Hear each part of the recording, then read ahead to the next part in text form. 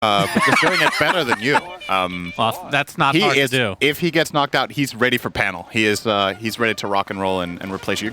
Maybe you could get him a shirt like yours and hang on to it. I don't know. I don't think I will allow him to cut the sleeves off. That is true. That is true. You might have to. You get a little. Anyway, into the game and out of useless discussion here, as we might have a level 1 fight. We'll see. Now they spot each other. Jerax, okay, the Chaos Bolt, 2 seconds, discipline. And that is it. So Viper position 5, Synderen. We haven't seen it that often. It comes every now and again as just kind of this drafting, little flex here, little flex there. Your thoughts?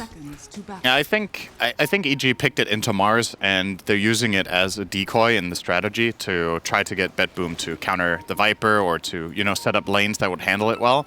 Viper doesn't do particularly well against some of these burst kill lanes that it could be facing in a side lane here. They didn't know the mid matchup at the time either, but in the end, when they see the puck, maybe they feel like, okay, if we put this hero core, it's not going to accomplish enough, so we can demote it to a support position where it will still have the break, which is a huge part of why you pick the hero in general. It will still have that against the Mars, and you can get yourself a Void Spirit on Abed. To be honest, if you think about it, jokes on BetBoom, right? Is Abed really going to play Viper mid? Nah, he's going to play a mobile Spirit hero because that's what Abed does for this team. Yep. So Void Spirit is going to be this time with the Storm obviously banned. Well, I mean, can we talk about that for just a moment? What do you think about the ban on Storm Spirit? Because they're going to pick it. They've lost a lot with it. They have won 1 game, though, where they did pick it. And then the game they lost in that series for the second game, they had it banned. But normally the Storm is open for them. Is it just they're trying to take away a comfort pick? I think Storm Spirit is a really good hero in this. I'm not saying it's not good, but knowing that it's going to be picked gives away a lot of strategy, you would think. Yeah, there's 2 ways of looking at it, right? One is, okay, well, EG have picked it a lot and they've lost, but if you're looking at their replays as BetBoom, you might feel like, okay, EG have lost despite the Storm, not because of it. So They might still feel like it's a high-impact hero for them to run and that the game might be easier if they put them on something else, even with their pretty bad win-loss record. If they're losing not despite the Storm, that's very bad news then, wouldn't you say? Yeah, but it's like, the community loves to meme about Abed playing this Storm a lot. If his teammates or if the team in general did not believe that it was good for them, they wouldn't be running it. It's not like Bulba. It's like, Abed, today you're playing Storm or you're off the team. It's not, It's not really how it works. It's a discussion. It's a cooperation within the team. And it's something that, people are making fun of it, but EG have had some incredible high placements at lands in general. And a lot of it's been because of Abed Storm. And then I don't hear people complaining. Then they're all celebrating. They're like, holy shit, Abed Storm, bat chest, But now it's like, it's Abed Storm again. And it's just polarizing because some of their biggest wins and some of their most frustrating losses have been with it, right? The whole meme started in the best of 5 finals where they picked Storm 5 games in a row. But they won 2 of those 5 games and they were slated to win 3 in a row. Yes. So Storm was good, right? Right. It wasn't because of the Storm that they lost maybe in 1 game. I don't think it's ever, not to harp on this even longer, Cinder, but we're going to. Typically, from patch to patch, heroes will change a bit. This has been years, right? That's the thing that's so unique about it, and that's why I love talking about it in general. It's just such an interesting, unique thing. That good on Storm. I mean, sure, so was Sumail, right? But they didn't pick it literally every game. It probably got banned a lot back then as well. That is true. That is true.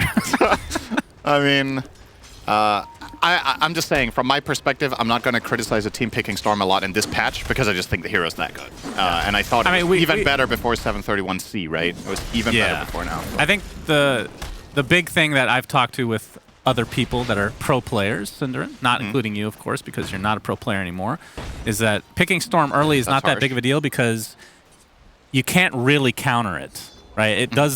It'll come out of lane and have enough farm to, at least bounce back worst case scenario. So that's probably a big reason. Then you can just open up the draft to pick Arteezy hero last or something like that. So it gives you a lot of flexibility. So I understand that, but continuing to do it over and over is strange, I will say. And we'll end it there because there is no Storm Spirit in this game. I don't know if you noticed. We're a good 3 minutes in. Let's talk about what picks are in the game. Abed's playing Void Spirit this game. Yeah, he sure is. That's the brother of Storm Spirit, in case you're wondering. Yeah, we could.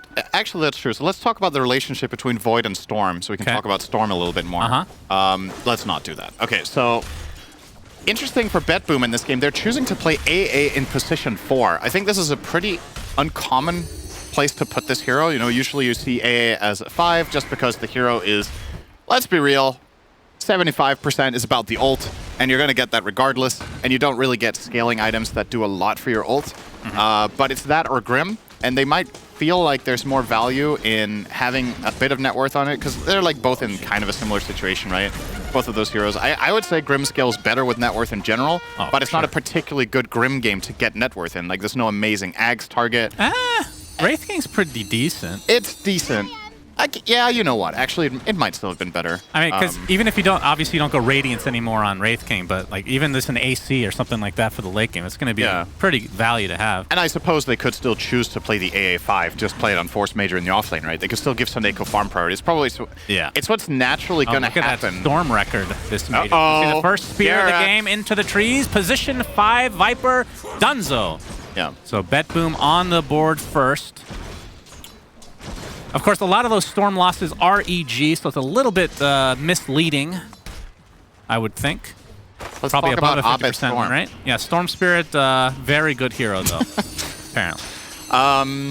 But yeah, back to your point. So AA, I assume that he's going to end up being the 5 event. Yeah. So this doesn't make sense to get farm on. Even if it's played by their usual position 4 player, AA struggles to find farm as a support in general. Yeah. So Suneko is probably going to find his as a 5 Grim anyway by just pushing waves with Stroke of Fate and getting assist gold with his Inkswell, right?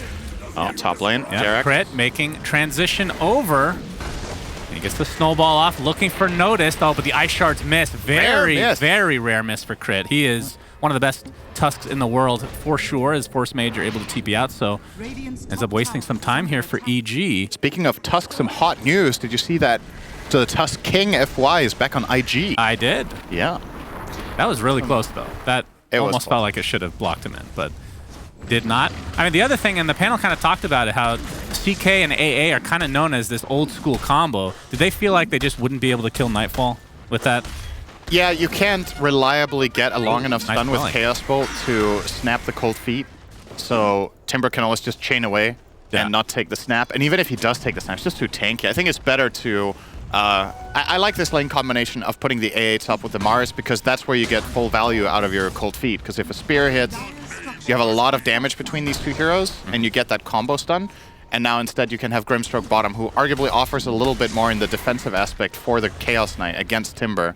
I wonder what the Hawk is going to do, though, when Timber hits 6, because as the panel talked about, this should be a fairly easy lane for Timber. That means Tusk will rotate away, and Nightfall will out-level the CK. And once Chakram starts coming up, I don't know if you can sustain this even with 3 points in Chaos Strike as CK. You might have to evacuate. They were scanning. They have an idea this is happening. His Notice is going to die in the top lane, but we're checking this. Oh, Abed sees that the tree has been cut down, and the Hawk is in a lot of trouble. TPs are coming in, but the Aether Remnant connects. Assimilate to follow. Do they have enough damage to actually finish him off? Doesn't look like it. Snowball is actually going to connect, though, just barely, as Crit trying to 1v1 the Hawk, but it's not working out too well for him. But finally, Nightfall comes in with a Whirling Death, so it's a 1-for-1. Abed, barely any HP to work with, but the Astral Step is available. And it looks like he's going to use that to full effect to take out Suneko. Force Major. Looks like he'll be fine on the cover of the Tier 1, but it's a 2-for-1 in favor of EG. Very close call there. It was a good read from BetBoom. First of all, putting the Hawk in the trees, and they had Laurel ready to TP immediately and cover that. But Abed survived on, I think, 10% health, courtesy of that Magic 1 plus Raindrop. They didn't manage to bring him down, and that gives the turnaround kills. But they're back in action now. Yeah, they want to go in. They have the tag team there, so they have to be careful. Nightfall takes a lot of damage, gets procced by the Cold Feet. They're just right-clicking him with that reactive armor, keeping him nice and healthy. Force Major inside the Chakram will be bursted down by Abed, but he gets Chaos Struck, and that is, nice snowball save for now, an Astral Step to safety for Abed. Crit God, and they might get another kill on the Hawk. Indeed they do. EG coming out to play, Synderen. They've eaten their Wheaties today. Laurel is also going to drop double kill for Nightfall. Disastrous start for BetBoom. Super clutch. The fact that they actually choose to go for that, knowing that Puck has the counterplay, shows a lot of confidence that Crit was going to save that situation. If he doesn't get that snowball off, they lose the Void Spirit. They might lose more, because I think Laurel had enough mana in the tank to go for a secondary kill. Is he going to get another kill here? Inkswell is there. They have the Phantom's Embrace, so Abed has to be careful. Jerax gets a little poke shots, but nothing more will come.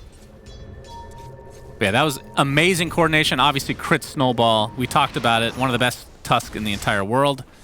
And he's showing it there. Missed the early shards, but makes up for it big time with that snowball. Sure. And the good news here for EG, aside from obviously getting these kills now, is that you've got Timber to this point of, I'm not going to call it critical mass yet, but he's on the way that once he gets a hood completed and starts building, I would imagine, a Lotus Orb in this game, the Radiant are going to struggle to find ways of killing him, especially with a Tusk Save behind. And if there's one thing that you love to play with Timber, it is playing, like, not over-aggressive, but, as aggressive as possible. There's a lot of leeway in this game, aside from AA ult. So if you can somehow handle that, you can do a lot of work. It was specifically picked as a counter, though. Right. Gotta keep that in mind. They opted for that. Despite this, you can see in terms of just the net worth alone, Larl is a decent amount ahead of Abed versus that Void Spirit. But the top 2 net worths are on EG's side. Is Arteezy on the Wraith King, starting to hit this tier 1 tower. They do this quite a bit where they transition over with Arteezy to try to take this tier 1. Yeah. It feels like, I want to say every game that I remember they've been doing this. Very standard play from them. Wraith King's a great hero to do this with as well. If you do want to rotate a hero mid from the carry position to push that tower, a Wraith King with Armlet and Vampiric Spirit ready is very good, because like the turnaround trade that BetBoom can get here it's a lot of a riskier play to take because there is the second life on Wraith King in particular, aside from every other carry in the game. So they're just going to give this up. They feel like they can't fight into these numbers and they can't fight into these strengths of the enemy team. Both of their supports are only level 4 and 5, so you don't have Ice Blast. Noticed. He gets the tier 1 top, but it might cost him his life. Seneco's here with the Inkswell and Phantom's Embrace. Notice, continue to get chased, but Abed misses the Assimilate. The Mars Arena not going to be used to full effect. It is a relatively low cooldown, so not that big of a deal. Abed laughing that off. And yeah, EG, they, based on the games that I've seen so far, they're looking better. And of course, BetBoom, a team that we didn't have that much information on because they only played, what, 3, maybe 4 series in that Eastern European bracket. They've split every series and have looked pretty good as Coil applied to Abed. You can see the Viper Strike from Jerax is here as well. He's going to get stuck, though, Abed is, and bursted down easily. It's going to be a trade for the support, though. BetBoom happy with that. That's kind of good news for BetBoom, then, that they managed to kill Abed in this Coil while missing Ice Blast. I think it didn't even clip the... what's it called? The effect that you get on you. The Frostbite? Did you call it that? Let's call it that, but that's also a Crystal Maiden spell. Crystal Maiden's in the game? Great. Oh, she'll be picked this major, I'm sure. At least once or twice. Are you talking about the Shatter? Wait, are you talking about AA? Yeah, so Shatter is when you break, right? But the effect you get on you until you shatter is called Frostbite, right? It's Frostbitten. Frostbitten. You can't say Frostbite. It's copyrighted. Oh. Frostbitten. Interesting. Okay. Good to know. I don't think CM can sue AA because she doesn't exist. All right, just remember, in 3 months, I'm going to give you a trivia question on what that ult effect is called, Cinder. Yes. Yes, you will. As we have the pig pole used by Abed. They're smoked up right now. EG sporting a 1K net worth lead, so very, very even game. Good news for them, though, the Timbersaw is top net worth, which is where you want him to be at this stage of the game. But I do think you make a good point about the Void Spirit, right? Like, Abed had a couple of very successful moves, but I think EG really shines when Abed is ahead of the curve because he does so much playmaking for them. So even with these early successful kills, his farm has definitely suffered. Like, 54 CS min at 12 on Void Spirit is not that great. You compare that to the Puck's 93. Yeah. And Larl has also managed to be involved despite... I mean, he didn't get the same... He didn't get equally good outcomes on the bottom fight, but he got that kill mid, and that puts him in a good position. So, yeah, it is looking good for EG, but the gold distribution is a little bit worrying for me. I think Abed would like to be 500 to 1K net worth higher here, and then maybe take a little bit out of the pie from either Timber or Wraith King to get there. Well, EG went hunting, but they're going to find nothing. Jerax forced to defend this bot tier tower, tier 1 tower. So AA ult, we haven't really seen it hit, but obviously good against Wraith King for the lifesteal and Timbersaw for that reactive armor. Oh, they're going to go on Arteezy here. Coil? Yeah, Coil expended. Of course, he still has Reincarnation to work with. Nobody's really close, though. They're on their way, but it's going to take a while. So that's life number 1 for Arteezy. AA Blast coming in. It connects on top of the Mars Arena as well. So that's going to be an easy cleanup crew for BetBoom as they tip Arteezy. And the reason they go for this play, BetBoom... Look at those lack of TPs there. That's a cool graphic. BetBoom have really good vision. Like, look at the map. They have these 4 wards placed, so they had so much information. They're like, this Wraith King is alone. Like, yeah, we cannot let him do this. And This might, from an observer perspective, it might look really stupid, like from EG to just get caught there in the Wraith King, but you have to remember, a lot of the times these plays work because the enemy team don't know what's behind and they don't go for the play, and Arteezy maybe just gets the tower while they're farming somewhere else and they get a massive efficiency gain. Yeah. But the vision from BetBoom here, really crucial for them to make that play call. It's intimidating to go on a Wraith King there if you don't know where his team is, right? But yeah, for sure. there's no concern because they saw multiple heroes on wards. They called the bluff, as we say. Absolutely, that's exactly what they did. That did feel like a bluff. And, I mean, you see that basically every game as position ones, right? Where you're kind of putting yourself in harm's way, but you just assume that the enemy assumes that your allies are nearby. Yep. It's always a thin line you're treading as a carry a lot of the time. You really want to get as much farm as possible, but that extra wave or that extra tower damage sometimes is very risky. They're actually just going to go for him again here with a smoke, knowing that Reincarn is down. Yeah, but he is backtracking a bit. Yep, the Inkswell is going to connect. Spear is ready to go, but the Ice Blast is there. And they should be able to get this kill again. Goodness, that is death for Arteezy. 3 TPs up. His entire lead is gone now. This is basically going to be CK catching up, who was about 1K to 1,500 net worth behind. Yeah. And he's going to neutralize that. No, Jerax? All right. I'm not sure if they see him, but they're going to go for Nightfall instead. Chaos Bolt to start things out. And the Arena. Spear's going to connect on the Tusk first. He's going to die relatively easily. Now they're going to try to follow this up. A nice Soulbind onto 2.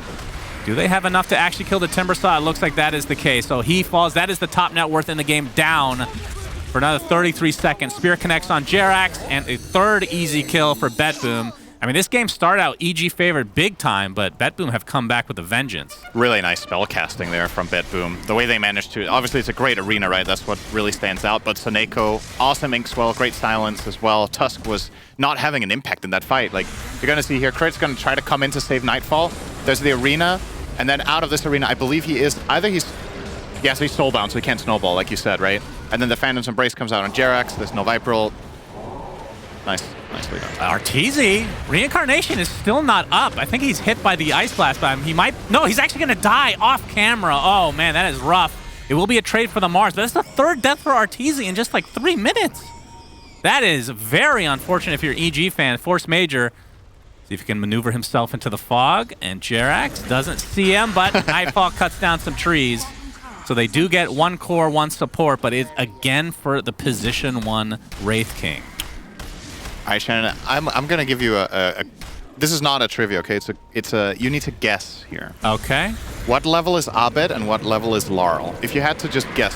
Well, right? You're gonna have to hold that thought because they're going on top of Nightfall right now. The high fives are there. He is stunned perpetually and brought down again. Second death for him. Okay, what was the question? What level is Abed and what level is Laurel? If you had to guess just based on how the game has progressed so far with like 12 for Laurel and 10 for Void Spirit. All right, you're right about the distance between them, but like this is a 13 and 11. It's a full 2-level difference between the mid laners minute 17. Yeah. And this is Abed, who's 3-1 and 3, right? So he's definitely been involved and been successful. But Laurel's killed Jerax again. Soneko looks like he might live through this. Oh, in fact, the Snowbind onto 2. No snowball for you.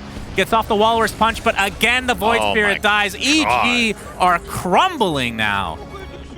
BetBoom looking extremely impressive after the rough start to this game. They're getting mad value out of the Grimstroke, let me tell you. Another great Soulbind there. And keep in mind, we haven't talked about this, but Phantom's Embrace, for me, is one of the single best spells in the entire game against Timbersaw. Like, it's so annoying. You throw out your Chakram, you disarm yourself, you get silence, you can't do anything about it. Yeah. Like, you're literally just sitting in the full silence. This was not the case here, right? Where he already is dead on the sidelines. But that Soulbind crit can't get the snowball off to save Abed.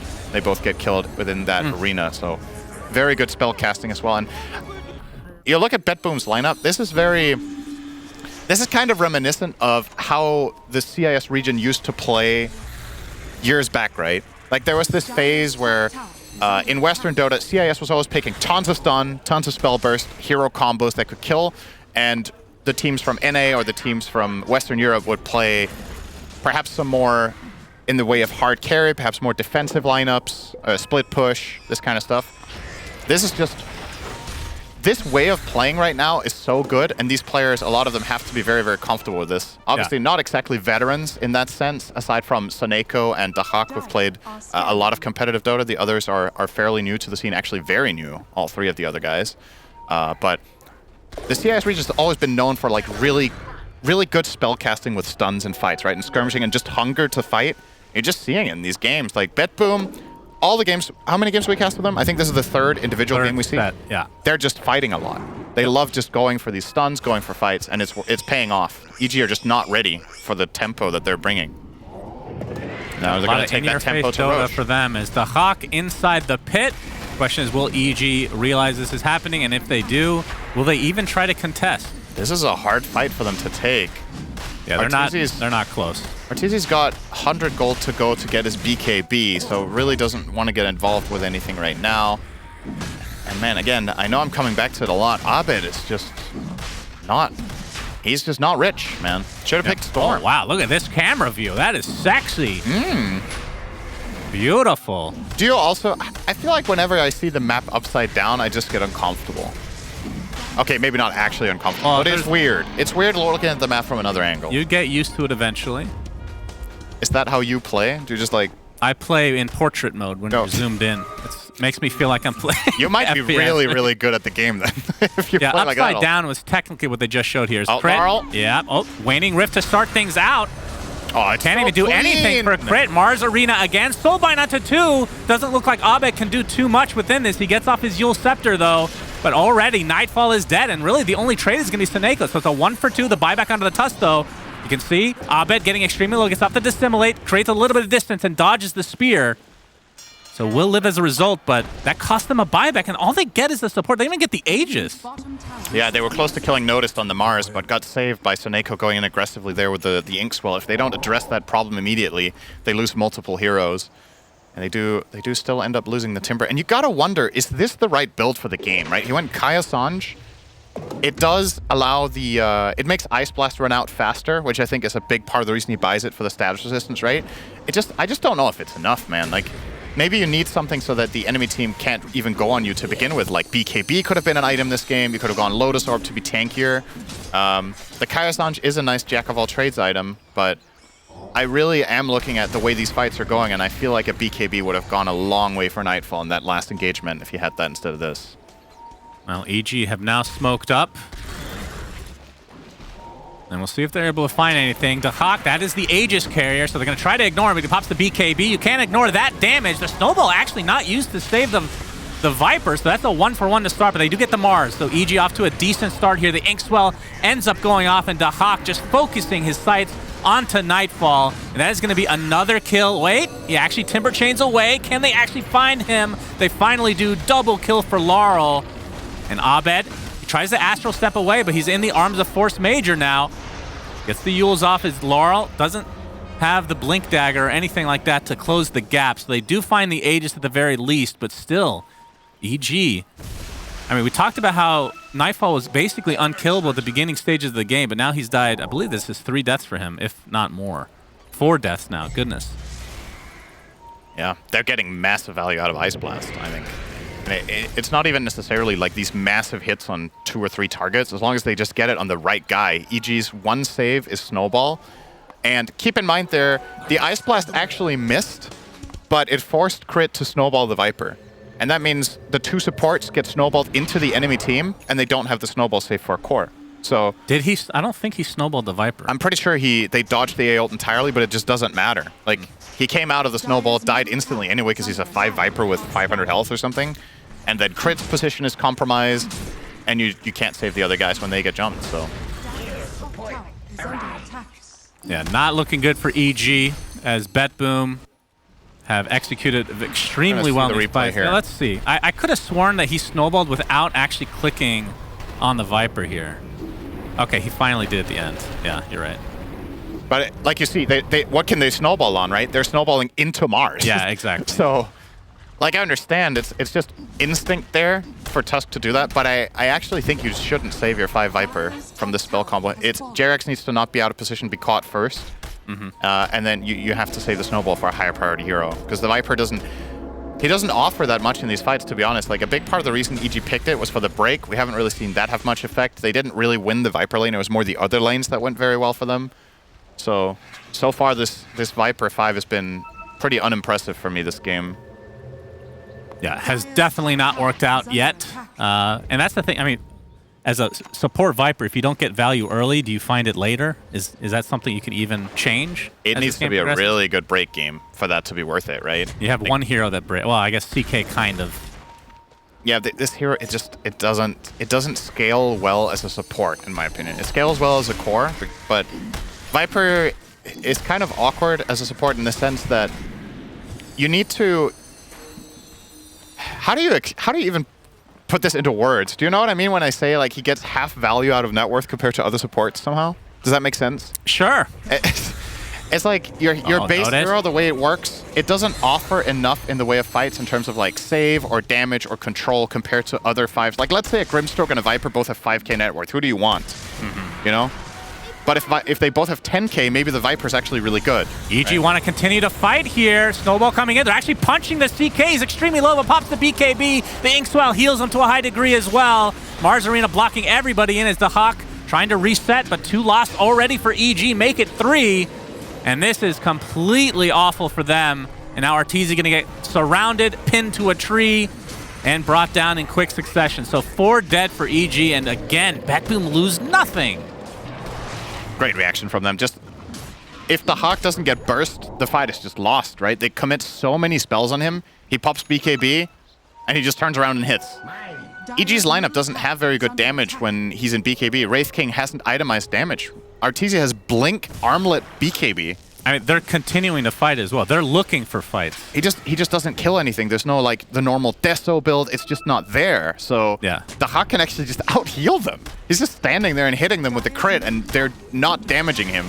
And this is against the team that has both. They have the tag team as well, right? It's just not enough. He's even taking the tag team damage talent, and still. Finally, they kill Jerax. I don't know how he ended up over there. Abed. Oh boy. This uses is bad. One Astro Step charge, still has another. And he gets pinned to a tree. AA Blast, goodbye. Nice fake out there as well. He's got that dead look in his eyes. He's like, I wish I was playing Storm Spirit right now. Abed thought that Laurel was alone there because the orb just kept flying. Like he never jaunted it. Just like, oh, it's just a wave clear orb. And then he gets Blink Speared. Right. This wasn't Puck is going to go in and silence you so that Abed gets a chance to figure out what's going on, use his Yules. I actually really liked that from BetBoom. That was kind of a mind game, the way they cast their spells, by not committing it. They're going to immediately look for their next move. They have Arteezy spotted in a top ward, and again, he's on an island. Man, Notice has been all over the place. All right, they know that he has to be... Yeah, they have the vision. Oh, this is really bad news for Arteezy if he gets caught here. Yeah, the arena to kill all these trees. BKB, and he'll be fine. All right, while we have some time, can we click on the Grimstroke real quick? I want you to look at the portrait and the ult and tell me this is not Monkey King. Just tell me. I want you to say it out loud. This is not Monkey King. Okay, just checking.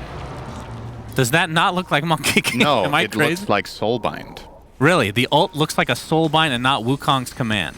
That's what you're telling me. It actually looks like one of the crazy guys in a circus that is running one of the booths where you can throw... where you can throw balls at cans, right? He has like that mustache. Sure, that makes a lot of sense. Yeah, we're going to see the arena. BKB pop by Notice. There's a Soulbind again onto 2. They get the Phantom's Embrace on top of it. And look how fast they die. That's too easy. Nightfall's dead. Second life for Arteezy. And dead again. BetBoom just dumpstering EG right now. And they're just better. Like, the last 15 minutes have been all BetBoom. Keep in mind, EG got off to a good start in their lanes and had a good rotation bot. But they've kind of run into a wall of lack of damage, right? That's what's ended up happening. Arteezy with his low damage build, like we talked about, Abed behind the curve for what he usually is on this Void Spirit. And BetBoom just have insanely overwhelming damage in lockdown. So just from a draft perspective, EG might have put themselves in a position here where they had to perform to an exceptional degree in order to keep up the pace. Yeah.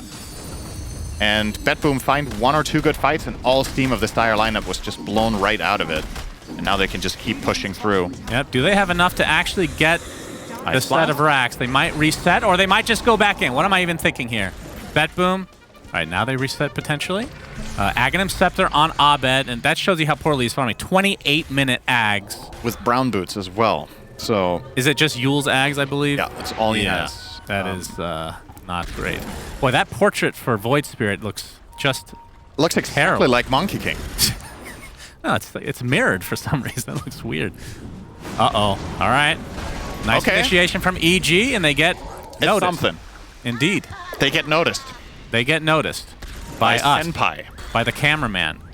Unluckily for them, Roshan won't be up for another 50 seconds. It's going to align perfectly with Mars's respawn, so unlucky there for EG. With an earlier Roche respawn, they might have had a go at this. What can you do, brother? So 11K lead here for BetBoom as, again, if you're just joining us, they have split every series so far, while EG has only won one game so far. They're 1-5, and they have to start winning some games or else they're going to be the ones that are eliminated, which I would never have guessed coming into this major. And EG a lot of the time in big tournaments have been slow starters, right? Like they come in with their ideas. A lot of the time they seem to perhaps not have the best idea of the meta compared to some other teams or learn something about their timing.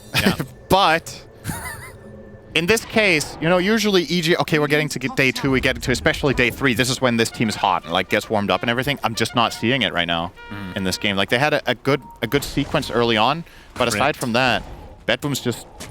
Oh my god, are they just going to get a free jump? Arteezy pinned to a tree. This could be the final fight of the game if they're not careful. Yes, Viper's just gone. Yeah, that is a dead Viper. Goodbye. All right, we have the Orchid, it looks like.